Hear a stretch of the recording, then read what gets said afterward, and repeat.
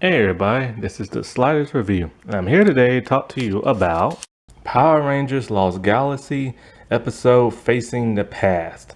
So, I've been doing a lot of Lost Galaxy episodes lately, mainly because I was doing them because of whatever theme I was doing at that time. But since Lost Galaxy is my favorite, and there's so many good episodes I want to rewatch and talk about, I decided, why not just finish up the episodes I want to talk about, which aren't that many left over. There's just some that really stand out for me. And I'm also doing this whole Battleizer thing. I'm also doing the pilots and the finales to each Power Ranger season. And yes, one day I am going to talk about why I love Power Rangers and why I think it should be respected, just like Avengers and X-Men and Fantastic Four and all them other things. And I'll go down and do a season review and stuff like that. But I might do a which era was better. Was it Fox, Disney, Hasbro, New Saban era? Which New Saban era, Nickelodeon, all that can probably, and Hasbro can probably be combined as one. It just seems to be branched off in so many different properties. Now it's doing the whole Netflix thing because sadly Power Rangers just isn't what it used to be back in the day. The writing has gotten more childish at times. The stories have gotten a bit lackluster. The I don't know, the focus just seems to be, I don't know, like when Saban bought the company back in the day and did the whole Nickelodeon thing, it just hasn't been the same. And it hasn't been making as much money as it used to be because kids don't even really watch it, to tell you the truth. I don't know, they went into this more juvenile style, but kids aren't really watching and stuff. And so, the movie flopped and they keep doing the Netflix stuff. And it's just I just don't know, man. I don't know what's going to happen to Power Rangers in the next few years. And now they're talking about getting away from the Sentai. And that's going to be a huge head explosion and stuff. And it's just I don't know, man. I don't know. But anyways, this episode has to do with the very second Battleizer. And the Battleizer is a very important tool. It is kind of I think it's probably the most powerful tool a Red Ranger has in their arsenal. Because, a Battleizer has the ability, it doesn't always, but it has the ability to destroy a monster. Which, not even a Red Ranger's individual Zord can do and stuff. Because how often have you seen an individual Zord destroy a monster without having to turn into a Megazord or something like that? Now, Leo's is the second Battleizer, and his is very, very unique looking and different than any other Battleizer. When it got into the Disney era, most of the Battleizers were kind of similar to each other, but Leo's takes the cake for being very original. His is more like some type of RoboCop type thing. Remember that giant robot thing at the end of the first RoboCop movie? And I think something was similar at the end of the first Terminator movie, probably, or something like that. But probably more so RoboCop. It kind of reminds me of that. It's just a chess piece. It has the boots, but you have to hold it up with your hands and everything, and you can't fight with it like you can with another Battleizer because your movement is limited. And so it has these reachable arms. That's about it. So anyway, it starts off with that of Karone and that of Leo. And I also wanted to talk about this not just because it's the Battleizer, but since I've been talking about the whole Pink Ranger dying and the saga that went through, this is the next episode in that list. And so we get to see, or we get to hear some more in depth about Karone. And because when it comes to her, all we know her as really is Astronema. When she did turn good, it was always brief and in space. So we really don't know much about her background, nothing like that. And she sees that Leo loves hanging around kids and playing with them. I think he said he wanted to open up a daycare or something like that.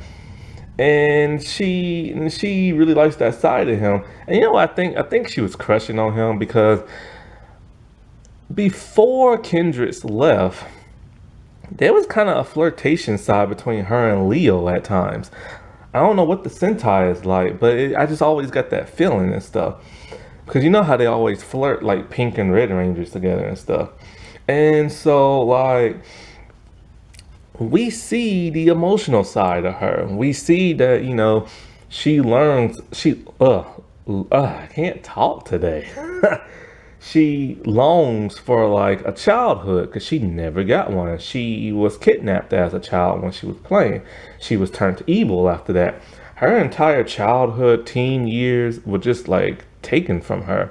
Well, not so much her teen years, but mostly her child to preteen years and older teen years were taken from her because she was evil as a teenager and stuff. Don't know how old she is now because the Rangers in here are like adults and stuff. And so like she had everything like taken from her, her brother, her family, her childhood, her youth. It's just like, could you imagine being like a evil soldier for all them years? Like I've seen shows where they like program young kids and turn them into like weapons and stuff like that, assassination weapons. But you know, you gotta really put your mind in her mind state and everything.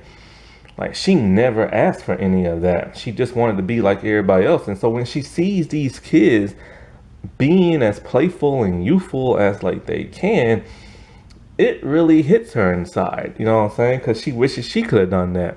So she's making up for it now and everything. But it's kind of hard because she has to be a Power Ranger now. And there's no telling what she was doing in between In Space and Lost Galaxy to this point. Well, Trakina sends down a monster, like always. And the monster has like this magnet looking thing.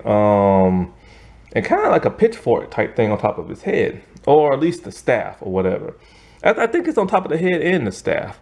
Like it's a magnet on the head and it's kind of like a pitchfork kind of like in the staff. And so, Leo morphs and everything, and he gets his powers taken away. And his morpher is literally fried, is busted, and everything. And it's kind of like, well, crap, dude, you lost your powers and everything. The other Rangers come in to save him. And then it turns out, yeah, his powers are completely drained, depleted, gone from his morpher and everything. Which is ironic because their powers come from the Quasar Sabers. So, like, you think that would be like, last forever. But apparently in this episode, they made it so it didn't. So he doesn't know what he's going to do. Also, it gives the actor an excuse just to, like, take off his shirt again. Like, seriously, what is up with Leo and his shirt being taken off?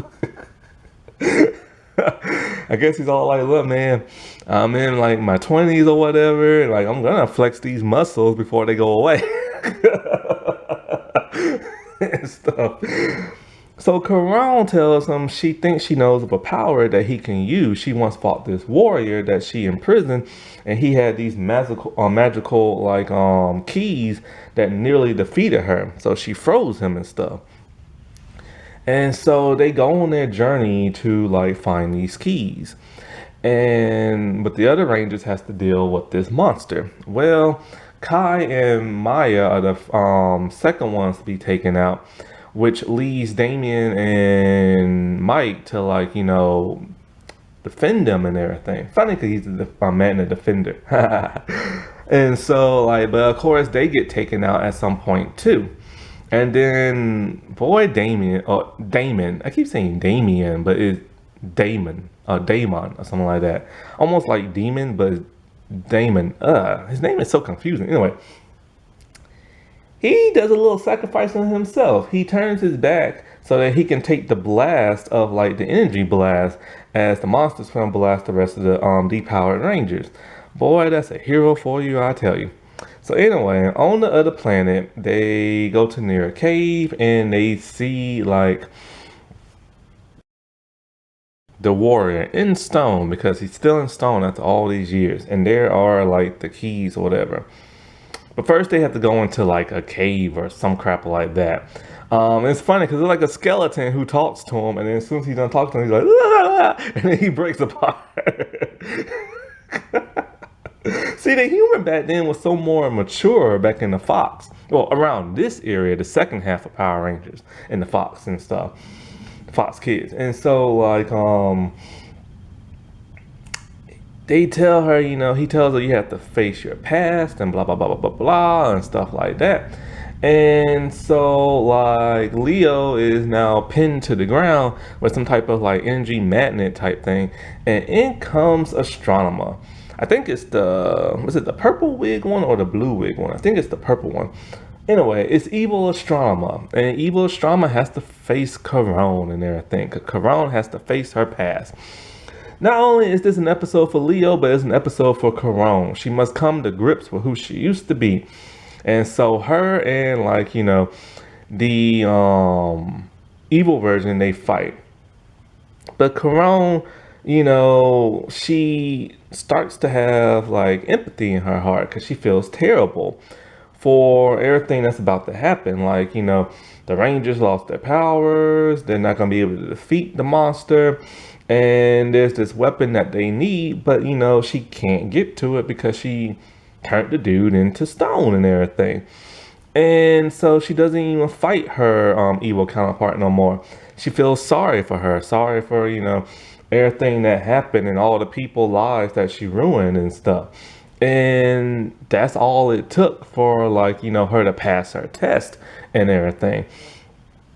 And, I like how she defeated her evil self, not with brute strength, but like, compassion and empathy and stuff like that. It reminds me of the episode I saw of Xena back when Gabrielle got captured by the Dream Master dude, Morpheus.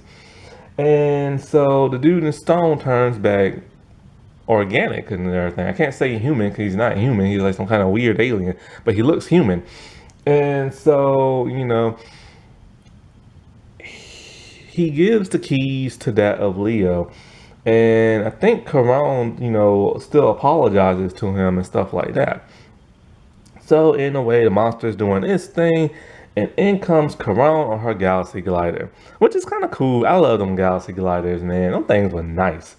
And so Leo comes in and his power is all restored, and, and everything like that. And, he lets it out, boy. He whipped the keys out and he turned into, what was it? God, what was his Battleizer called? Was it Red Armored Ranger? I think it was. And so it's like, everything goes to black and, he's doing his thing. He's getting like assembled.